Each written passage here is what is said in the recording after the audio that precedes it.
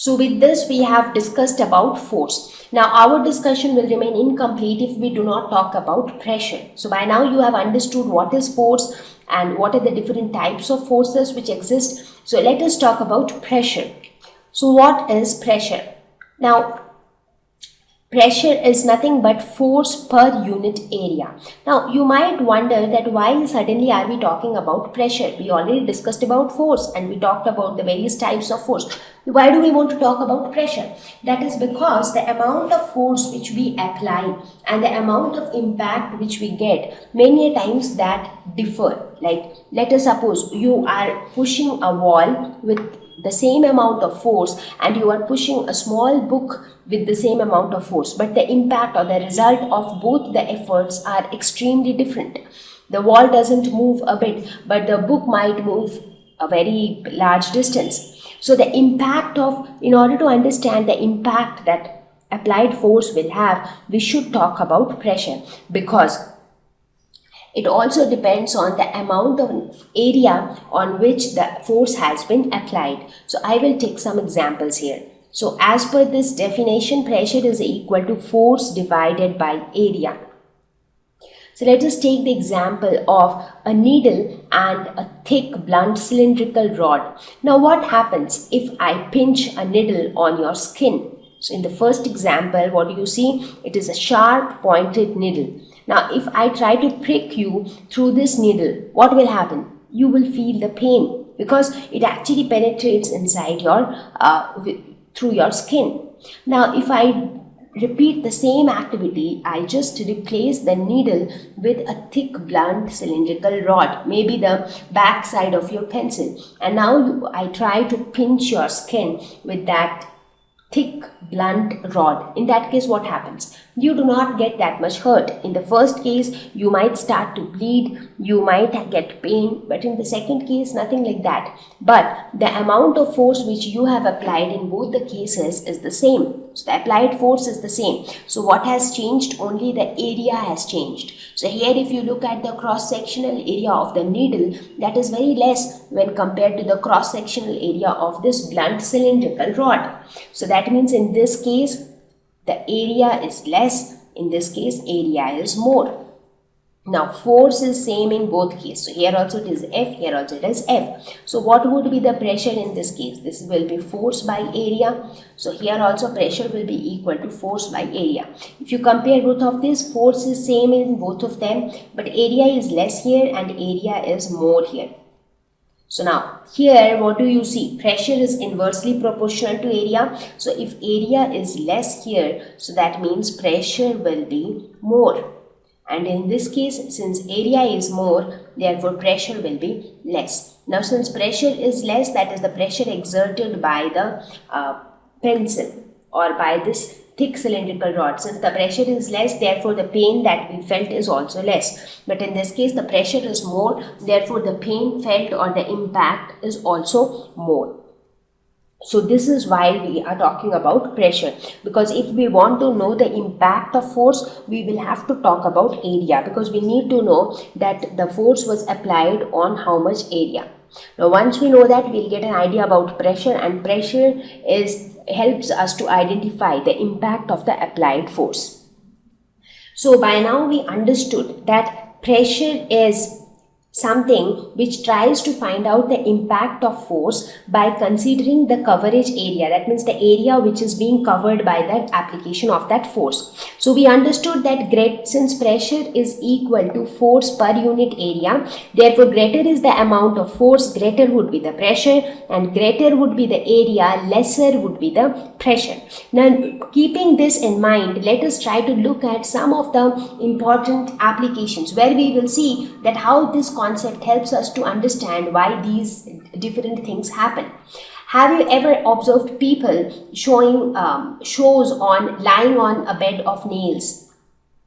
So they very comfortably lie on a bed of nails and nothing happens to them, which sounds so surprising, because if you consider one single nail and if you try to put it into your leg, what happens? A single nail putting into your leg or feet or arm or anywhere. So one nail can actually cause a lot of bleeding, it can hurt you, it can cause you a lot of pain. And now here you have a bed of nails. So not only one nail, but so many nails put together. But the person is able to sleep over it. I mean, he is able to lie down over it so comfortably. So how is that happening? Is there any magic behind it? Not really. This is a simple concept of pressure.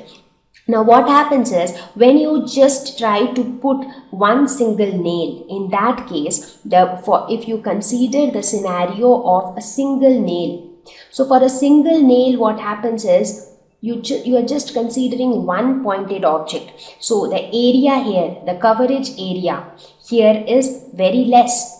Now area is very less, therefore the pressure is very high. And when the pressure is very high, then the impact is very high. Impact in terms of the pain, the hurt, so everything is very high, and that is why the nail gets inside through your skin, and as it enters inside your body, it's going to cause you troubles. So that is the scenario of a single nail. Now you consider the scenario of a bed of nails. Now have you ever observed that in a bed of nails, all the nails are of exactly the same height? Now when all the nails are of exactly the same height, now you have small surface areas which are very close to each other. In this case, you just have this much area, which a small area, but in this case you have small surface areas which are very close to each other. So overall it makes a bigger surface area. So when you have a bed of nails where all the nails are of the same height and they are located quite close to each other, so the overall surface area increases. So the overall surface area in case of a bed of nails increases. Now when the surface area increases, the pressure decreases. When the pressure decreases, the impact also decreases. Now, whenever somebody shows you a magic of this kind, just try to ask him that, can I replace one nail with another nail which is of a bigger height or a smaller height? The person would not agree. That's because if you have nails of different heights, in that case your effective surface area will not increase, because not all of them are at the same level. So only few of them will be at one level. So whenever you try to lie down on it, so because of lesser surface area, the pressure will be more and the impact will also be more. So this is why lying on a bed of nails also do not cause any harm, because all the nails are of the same height and they are kept very close to each other, so that the overall surface area increases and the pressure decreases. Similarly, you think of an example of cutting vegetables with a knife or cutting a loaf of bread with a knife. Which kind of a knife will you prefer? A blunt one or a sharp one? Obviously a sharp one. That's because a sharp knife will have a lesser surface area. So sharp knife will have a lesser surface area. Therefore the pressure will be more and therefore the impact will be more. If pressure is more, the cutting the bread or cutting vegetables will become easier. Think of the school bag. Have you ever observed that the strap of the school bag is always quite thick? And why do you have this thick strap? That's because the school bag is quite heavy, right? So, and that weight is going to be carried by your shoulders. Now, if the strap is quite thick, that means the area is going to be more. If area is more, the pressure is going to be less. So the pressure on your shoulders is going to be less. So your shoulders are going to feel less pain while carrying this heavy bag. So that is why the backpacks or the school bags, they always have thick straps. So these are some examples where you see that this very simple concept of pressure helps you to understand so many things which keep on happening around you. Let us look at few more examples. Have you ever seen the porters in the railway stations who just keep running behind you in order to carry your luggages? Now, if you have observed them, you would have also observed that they put a cloth over their head before they put any other luggage like suitcase or any other box. So first they put a piece of cloth over their head, and on that top of that cloth they keep the luggage. Now what happens due to the presence of this cloth? So now this cloth increases the area of contact. So the area of contact between the box and the head of the person. So this area of contact increases. Now when area increases, what happens to pressure? So the pressure tends to decrease, and when the pressure decreases, the pressure of this heavy box on the person reduces, and therefore it becomes easy to carry. Let us look at one last example of pressure. So think of this example, which might be a very common example in your day-to-day life. Let us suppose you want to put a nail. You want to construct something using different wooden parts or different parts of steel. So how do you fix them all together? With the help of nails. And why do you choose nail? Because they have a pointed end like this. And it is not an easy stuff to put in blunt things. So we want tiny things with pointed ends. Now what do you do with these kind of small pins, small and sharp pins? Now when you apply a force, so you are basically applying it over a very small area, because the area of contact is very less. Now when the area is very less, so the pressure becomes quite more, because you are applying a force, and that force per unit, that area of the tiny nail, that is pressure. So the pressure is very high, and when the pressure is very high, then it becomes easy to put that pin inside. So that is how it helps in kind of jobs also. So that is the concept of pressure. So pressure tells us that the impact of force also depends on the area on which the force is acting. Now, one question that might surprise you is, do liquids also exert pressure like solids? Because till now we are only talking about solid objects which exert pressure. But do liquids or gases, they also exert pressure like solids? Well, yes, liquids and gases also exert pressure on the walls of container. Now this sounds very surprising. This actually means that if you have a glass of water, at any point of time that water is exerting pressure on the walls of that glass. Now this sounds quite surprising to you maybe. But now we will try to prove that how we can say that liquids also exert pressure on the walls of its container, and we will prove the same in case of gases as well. So let us first talk about liquids. So I will just tell you about a very simple experiment which will prove that liquids exert pressure on walls of the container. So what do we do for this purpose? You take a bottle, maybe a plastic bottle, you just make a hole somewhere near this position, and you attach another tube at this position, and then you fix a balloon to the mouth of this tube. Now how will you attach a tube to this? Maybe you can heat the tube and then fix it when it is hot, because once it is hot then it becomes soft and flexible, but when it becomes cold and hard then you cannot change its shape. So by heating you can actually fix a cylindrical rod towards the bottom of a bottle, and now you fill this bottle with a liquid, maybe water. Now after some time, what do you see? As you keep on increasing the amount of water in this container, you see that the pressure exerted on the walls also keep on increasing, and because of that pressure, this balloon starts to get inflated. So nobody is blowing the balloon, but the balloon is getting blown due to the pressure exerted by the liquid which is present inside this container. So instead of having the wall of the container, here we are having this cylindrical tube which is directly connected to the balloon. So if the liquid exerts pressure on the walls of the container, so that pressure will be seen as an inflated balloon here. So this is one experiment which shows that liquids exert pressure on walls of container. Let us try out another experiment. So take a similar type of bottle which is filled with water or any other fluid, and you make holes at a certain height from the ground.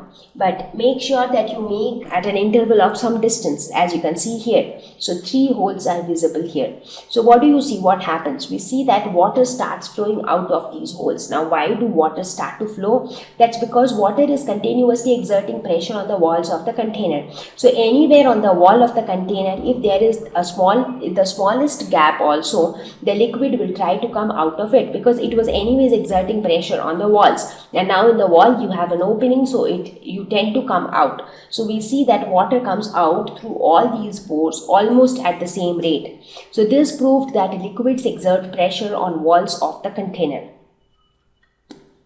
Now, you might be interested to carry out the same experiment for gases. So let us see how do we do that. So let us try to do a similar, very simple experiment to prove that even in case of gases, this holds true. That is, gases also exert pressure on the walls of its container. Just think of this balloon. Now, this balloon is already inflated, so it is filled with air, and that is nothing but gas. Now, what you need to do is take a sharp object like a needle and try to just pierce it through the balloon. So what will happen? The balloon will burst, of course. So what happened finally? So you are no more left with that inflated balloon with air inside. So all the air came out. So why that air came out? Because as soon as you made a tiny, very, very tiny hole on the walls of the container in this case was the balloon, the surface made up of rubber, and inside you had the gas. Now the gas was already exerting pressure on the walls. As soon as you pierce it, it just comes out through that tiny hole, and that's how your balloon bursts. So this shows that gases also exert pressure on the walls of their container. Now the same balloon, again, if you start blowing it by putting in air inside it, what will happen? You will be able to blow the balloon once again. Correct? So as you blow the balloon, what happens? The gases are being put inside the balloon, and the gases are continuously exerting pressure on the walls of the balloon, and that is why the balloon is increasing, or the balloon is increasing from all its sides. It is not that it is just increasing on one side. So throughout its shape, it is increasing.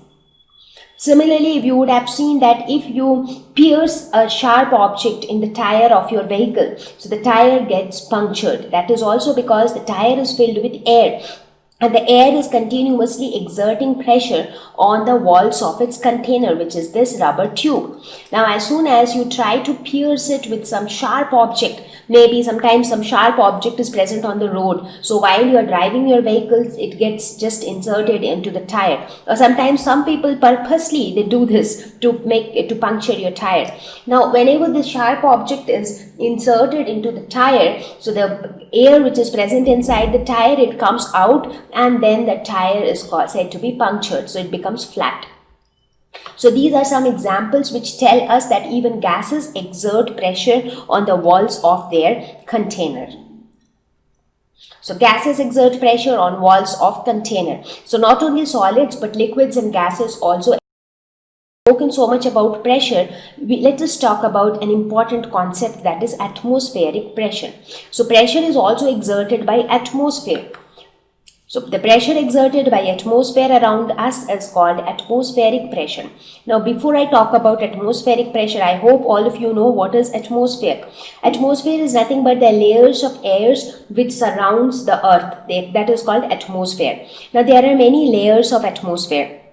In fact, the layers of atmosphere exist up to several kilometers from the Earth's surface. Now, there are many layers like troposphere, stratosphere, mesosphere, exosphere. So, these are different layers. Now, if you actually look at the height of these layers from the surface of the Earth, you will see that it goes beyond a few hundred kilometers. Like the first layer is up to some 11 kilometers. Again, from up to some 50 kilometers is the second layer. Again, from 50 kilometer onwards is the third layer. So it goes to about some 100-200 kilometers. So till that stretch, we have the atmosphere.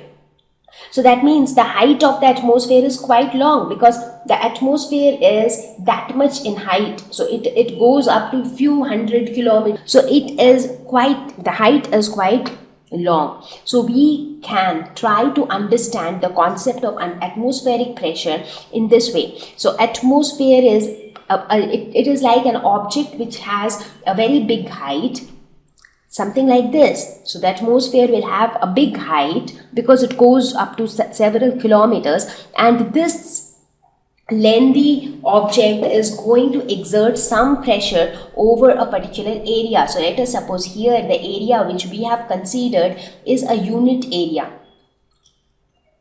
So the pressure exerted by this column over this unit area is defined as atmospheric pressure. So that is the pressure exerted by a long cylinder which is carrying air, and we assume that this cylinder is carrying air because inside the atmosphere also we have air. And why are we considering a long cylinder? Long cylinder is being considered because the atmosphere goes up to several 100 kilometers, so it is also going to be quite long. So this long cylinder is like the atmosphere, and whatever pressure it exerts on a unit area, that is defined as atmospheric pressure. So basically this pressure is exerted due to the weight of the air. So now, as we saw that atmosphere is made up of gases, not only gases, but it is made up of several molecules, and each of these, they exert force on each other and also on objects they hit. So atmosphere exerts pressure on everything. When I say everything, that even include all of us. So atmosphere is also exerting pressure on us, but we do not feel the pressure. Do you know why? Because you might wonder that all of us exist on this earth and atmosphere is exerting a pressure on earth. So we should also feel that heaviness due to atmospheric pressure. But we don't feel it because it is compensated by the pressure exerted by gases within our bodies. Because even inside our body, for example, let us suppose this is a person. So atmosphere is exerting some pressure here, but even inside our body we have several gases and they are also exerting some pressure. So both of these get compensated, and that is why we do not feel the pressure that is being exerted on us by the atmosphere. So looking at all this, we can say that the weight of air on a column of unit area is atmospheric pressure. So if you consider this column of unit area, that means one unit is nothing but 1. So on this unit area, whatever is the weight of the air, that is nothing but atmospheric pressure. Now let us look at some of the examples where we can actually feel the presence of atmospheric pressure. So one such example is the rubber sucker. Have you ever seen rubber sucker in your home? You would have seen it is often made up of plastics, and it looks somewhat like this. So when you try to stick it to a surface, and mostly a smooth surface, it gets stuck very nicely, and then it becomes very difficult to bring it out. So what exactly happens here? Now when you put it on a smooth surface, the air in the rubber sucker is forced out. So here, so this area, inside this area, there is some space. So in that space some air is present, and the air is forced out when you just try to press it on a smooth surface. Now this causes the space between the surface and the sucker to have a low pressure. Now when the air comes out, so the pressure decreases. Now as a result, the contact between the rubber sucker surface, that is, this is the rubber sucker and this is the smooth surface. So this is a smooth surface over which we want to fix this rubber sucker, and this is the rubber sucker. So if you look at these two surfaces, so the contact between these two surfaces is airtight. Now external atmospheric pressure is present because atmosphere is exerting pressure on everything outside it. Now that atmospheric pressure is quite higher because here it is almost airtight, all the air has been forced out, so the pressure is very less. So this external atmospheric pressure, which is higher, will act on the rubber sucker to press it securely against the wall. So outer pressure, external pressure is more, and this pressure will force the sucker to stay attached to the wall. So it is due to the difference between the external pressure and the internal pressure that the rubber sucker is able to stick tightly to the smooth surface. Now if you want to pull the rubber sucker out, what do you need to do? You need to apply a force here. You need to apply a force in this direction in order to bring it out, and this applied force has to be greater than the atmospheric pressure, because it is the atmospheric pressure which is actually fixing it, or which is actually keeping it attached to the smooth surface. So if you want to bring it out, then the applied force has to be greater than the atmospheric pressure. So that is one example where we see the presence of atmospheric pressure. Another example could be the drinking straw. All of you would have experienced it. Whenever you go to a restaurant and you order for any cold drink or any juice, they generally serve it to you with a straw.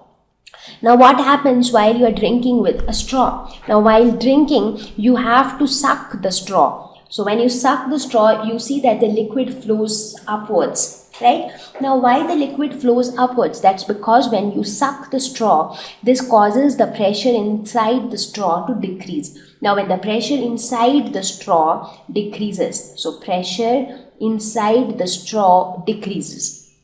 So, the external atmospheric pressure, that is the atmospheric pressure, let me write it as PATM. That is the external atmospheric pressure is quite high as compared to the pressure inside the straw, right? So this high external atmospheric pressure will act on the surface of water in the glass. So it will act here, and this pressure will cause it to rise through the straw, because the pressure will cause this to move down. As it moves down, then the liquid tends to move up through the straw. So again, because of the difference between the internal pressure and the external atmospheric pressure, the drinking straw is able to bring the fluid in the upward direction when it is being sucked by a person. So these are some of the examples where we see that the difference in pressure can actually make several changes. Now, how much is the atmospheric pressure? What is the value of atmospheric pressure that is being exerted on various objects on the earth? So if you want to get an idea about how much atmospheric pressure is being exerted, let us have a look at the value. So the value of atmospheric pressure at sea level is 1.01 into 10 to the power 5 pascals. Okay, so now the value of this pressure also changes with height. Now, as the height increases or decreases, the value of atmospheric pressure also decreases. Now, we are not going to talk about that in detail right now. You will learn that in your higher classes. But in order to have a reference, now since the value changes everywhere, so the reference has been taken as the sea level. And at sea level, the value of atmospheric pressure is 1 into 10 to the power 5 pascals, which is quite high. And this value of atmospheric pressure is denoted as 1 atmospheres. So in fact, atmospheres is also used as a unit of pressure. So now we will quickly talk about the various units of pressure. How do we measure atmospheric pressure? It is measured by an instrument called mercury barometer. So this is the instrument which is used, or device which is used to measure atmospheric pressure. And what are the units of measurement? How do we know? Like we have Newton for force. Similarly for pressure, the SI unit is Pascal, which is denoted as PA. So that is the SI unit. But the value of 1 at the sea level, the value of atmospheric pressure is 1.01 into 10 to the power 5 pascals. Another unit of pressure is atmospheres, which is denoted as ATM, and 1 atmosphere is defined as the value of atmospheric pressure at sea level. So that is 1 atmosphere is equal to 1.01 into 10 to the power 5 pascals. So with this, we have reached towards the end of this lesson on force and pressure. So let us quickly look at some of the questions. Question number 1. Give 2 examples each of situations in which you push or pull to change the state of motion of objects. So let us first talk about push.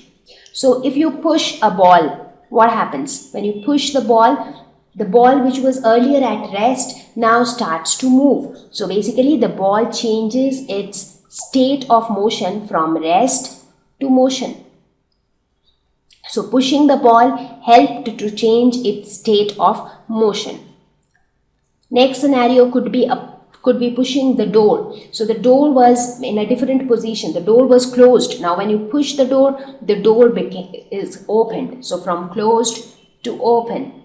So you could change the state of motion. So if you talk about pulling, let us suppose you pull a trolley. So when you pull a trolley, again the trolley was earlier at rest, and now because you started pulling it, now it is in motion. So its state of motion changed. Or when you pull a door, again the same thing. When you pull a door, again the door was at rest, now the door started moving. It got opened or it got closed, whatever. So these are some of the examples where we see that pushing or pulling can change the state of motion of an object. Now when I say change the state of motion, it could mean that making a body move from being at rest. So initially a body is at rest and you make it move, or to stop a moving body. A body was already moving and you make it stop, or to increase the speed of a moving body. A body was moving very slowly, but now it suddenly increased its speed. Decrease the speed of a moving body. A body was moving very fast, but now its speed got slowed down. Or to change the direction of motion. So the body was moving towards right and now you applied a force and made it move towards left. So these are the various ways by which the state of motion of an object can be changed. Question number 2. Give 2 examples of situations in which applied force causes a change in the shape of an object. Yes, of course it can. One example is pressing a balloon. So if you take a balloon which is already inflated, you try to press it with your both hands from both sides. What happens? You see the balloon gets squeezed and it changes its shape from spherical to oval. Squeeze a toothpaste tube. So as you squeeze the toothpaste tube, the toothpaste comes out of it and also the tube keeps on changing its shape. So it is changing the shape because of the force which is being applied by you on the tube. Question number 3. Fill in the blanks in the following statements. To draw water from a well, we have to dash at the rope. Now if you want to bring water out from the well, so we need to bring the rope towards ourselves, and when we apply force to bring an object towards ourselves, that is called pull. So when we try to bring things near us, that is called pulling. A charged body dash an uncharged body towards it. So a charged body will always attract an uncharged body. Like you saw the example of the balloon which was rubbed on a cloth and it acquired some charge. So it became a charged object and then it could attract small pieces of paper, and those small pieces of paper were uncharged objects. To move a loaded trolley, we have to dash it. So if you want to move a trolley which is already loaded, you either need to push it or you need to pull it. The north pole of a magnet dash the north pole of another magnet. Now north and north, they are like poles and like poles repel each other. So they tend to go away from each other. Question number 4. An archer stretches her bow while taking aim at the target. She then releases the arrow which begins to move towards the target. Based on this information, fill up the gaps in the following statements using the following terms. So few terms are given here. Now we need to fill up the blanks using these terms only. So the first one is to stretch the bow, the archer applies a force that causes a change in it. Now how does a bow and arrow looks like? So this is the bow and this is the arrow. So now when the person is, this is the person. So now when the person is trying to stretch it, in that case what is changing? The shape of the bow is changing, correct? So it is causing a change in shape. So we have already used this word. The force applied by the archer to stretch the bow is an example of dash force. Now what kind of force is being applied? The force is being applied with the help of her hands, and the hands are made up of, the movements of hands are due to the muscles present inside our body. So this is an example of muscular force. So this is also being used. The type of force responsible for a change in the state of motion of the arrow is an example of a dash force. Which type of force is causing a change in motion? Muscular force, right? Because we are applying a force with our hands, and a muscular force is an example of a contact force, because muscular force acts only when the two objects are in contact. For example, here the hand of the archer and the bow and arrow, they are in contact with each other. While the arrow moves towards its target, the forces acting on it are due to dash and that due to dash of air. Now when you leave the arrow from the bow, so it keeps moving. So what all forces will it experience? It will experience a force due to gravity, because Earth is always exerting an attractive force on all the objects. So it will exert one force due to gravity. And the other force would be due to friction of air, because as it moves through the air is always trying to apply a force which is trying to oppose the motion. And that is why you will see that after some time, it moves for some time, for some distance, and then it falls to the ground or it hits the target, whatever. So this happens due to the frictional force exerted by the air. Question number 5. In the following situations, identify the agent exerting the force and the object on which it acts. State the effect of the force in each case. So let us look at the first case. Squeezing a piece of lemon between the fingers to extract its juice. So let us try to find out all the three things. So in this case, who is squeezing the lemon? So the piece of lemon is being squeezed by the fingers. So that means the force is exerted by the fingers, right? So we can say that the agent exerting force. So let me mark this as the agent exerting force is marked as A. Object will be marked as O and effect will be marked as E. So we will find out A, O and E. So here, who is the agent who is exerting force? Agent is finger, because fingers are exerting force on the lemon. Which is the object? Object is of course the lemon, because the force is being exerted on the lemon. And what is the effect of it? The effect is that there is a change in shape, because the lemon gets squeezed. So there is a change in shape, because the effect of applying force will either be a change in state of motion or a change in shape. But in this case, there is no motion, but there is change in shape. Next one, taking out paste from a toothpaste tube. So in this case, again, we have to find out these three. So which is the agent which is exerting force? Again, in this case also it is fingers, because how do you take out paste from a toothpaste tube? By pressing it with your fingers. So fingers are exerting force. What is the object here? Object is the toothpaste tube, because the force is being exerted on this tube. And what is the effect? Again, change in shape, because the shape of the toothpaste tube changes. Next one, in the following situations, the same thing, the question remains the same. We have to find out A, O and E. A load suspended from a spring while its other end is on a hook fixed to the wall. So here this is the load and this is the hook on the wall, and it is attached from a spring. This is the load, this is the spring. So in this case, which is the agent exerting force, which is the object, and what is the effect of force? So here the agent is going to be the load, because the load is actually exerting a force on this hook. Correct? So the load is going to be because due to the presence of this load, it is exerting a force on the spring. And what is the object? The object here is the spring. And what is the effect?